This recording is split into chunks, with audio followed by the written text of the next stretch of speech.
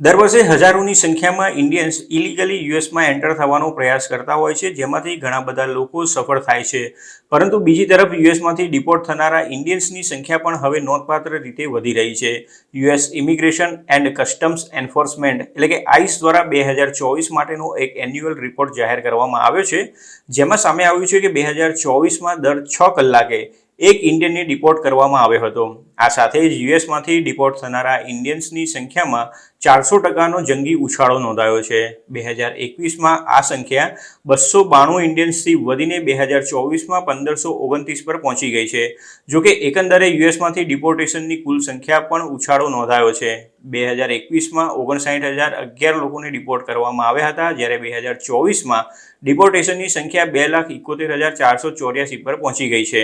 એક senior Indian ઓફિસરે deport થનારા ઇન્ડિયન્સની સંખ્યામાં નોંધાયેલા ઉછાળા માટે યુએસ ઇમિગ્રેશન પોલિસીસમાં ફેરફાર, એન્ફોર્સમેન્ટ પ્રાયોરિટીઝ અને બંને દેશો વચ્ચેના દ્વિપક્ષીય કરારો જવાબદાર ગણાવ્યા છે. અધિકારીએ જણાવ્યું હતું કે 2024માં વધારો વ્યાપક માઇગ્રેશન ટ્રેન્ડ્સ અને યુએસમાં લીગલ સ્ટેટસ વગરના લોકોને ટાર્ગેટ કરતી એન્ફોર્સમેન્ટ એક્શન્સને રિફ્લેક્ટ કરે છે. હાલમાં 18,000 જેટલા અનડોક્યુમેન્ટેડ ઇન્ડિયન્સ ડિપોર્ટેશન માટે આઈસના રડાર પર છે. નવેમ્બર 2024 સુધીમાં આઈસના રિપોર્ટ પ્રમાણે 14.4 લાખ લોકોમાં 17,940 ઇન્ડિયન્સ નોન ડિટેઇન્ડ ડોકેટમાં છે. આ તમામ લોકો ડિપોર્ટેશનના આદેશની રાહ જોઈ રહ્યા છે. અમેરિકાએ 2024માં 1500 જેટલા ઇન્ડિયન્સને ડિપોર્ટ કર્યા છે અને હજુ ઘણા લોકો ડિપોર્ટ થવાની તૈયારીમાં છે, જેમાં ફાઇનલ ડિપોર્ટેશન ઓર્ડર ઇસ્યુ થયા બાદ હાલ આઈસની કસ્ટડીમાં રહેલા 2647 ઇન્ડિયન્સને ગમે ત્યારે ઘર ભેગા કરી શકાય છે. અમેરિકામાં ડિપોર્ટેશનના ફાઇનલ ઓર્ડર થઈ ચૂક્યા હોય તેવા ઇન્ડિયન્સની કુલ સંખ્યા 18,000 જેટલી થાય છે, પરંતુ તેમાંથી ઈઆરઓની કસ્ટડીમાં અત્યારે 2647 ઇમિગ્રન્ટ્સ જ છે, જ્યારે બાકીના બહાર છે. ચૂંટણી પ્રચાર દરમિયાન ડોનાલ્ડ ટ્રમ્પે ઇલીગલ ઇમિગ્રેશનને લઈને પ્રેસિડેન્ટ જો બાઇડન અને વાઇસ પ્રેસિડેન્ટ કમલા હેરિસ પર આકરા પ્રહારો કર્યા હતા, જેના કારણે ઇમિગ્રેશન પ્રત્યે કૂણું વલણ અપનાવતા બાઇડન એડમિનિસ્ટ્રેશન પર તેના પર નિયંત્રણ મૂકવાનું દબાણ વધ્યું હતું, જેના કારણે બાઇડન એડમિનિસ્ટ્રેશને ઇમિગ્રેશન એન્ફોર્સમેન્ટને વધારે સખ્ત બનાવ્યું હતું. આ માટે બાઇડને એક એક્ઝિક્યુટિવ ઓર્ડર પણ જારી કર્યો હતો. જ્યારે હવે તો ટ્રમ્પ પોતે પ્રેસિડેન્ટ તરીકે ચૂંટાયા છે અને જાન્યુઆરીમાં સત્તા સંભાળશે, ત્યારબાદ ડિપોર્ટેશનમાં વધારે ઉછાળો આવશે. ટ્રમ્પ માસ ડિપોર્ટેશન માટે મક્કમ છે અને તેમણે તો ત્યાં સુધી કહ્યું છે કે તેની પાછળ ગમે તેટલો ખર્ચ થશે તેની તેમને કોઈ ચિંતા નથી. આ ઉપરાંત તેમણે તેવું પણ કહ્યું છે કે તેઓ મિલિટરીની મદદ લેતા પણ ખચકાશે નહીં.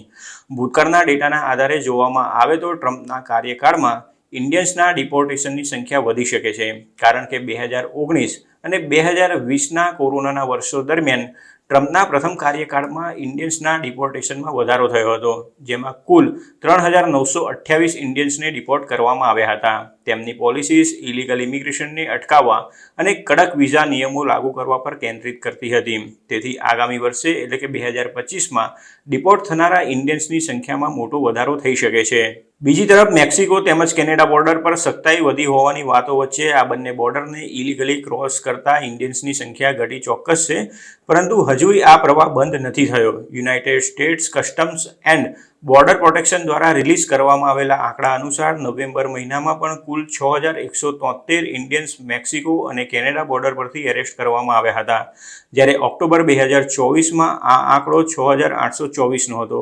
મતલબ સાફ છે કે પ્રેસિડેન્શિયલ ઇલેક્શનમાં ડોનાલ્ડ ટ્રમ્પની જીત બાદ ઇલીગલી યુએસ જનારા ઇન્ડિયન્સનો આંકડો પણ ઘટી રહ્યો છે અને 2025માં તેમાં હજુ મોટો ઘટાડો થવાની શક્યતા છે.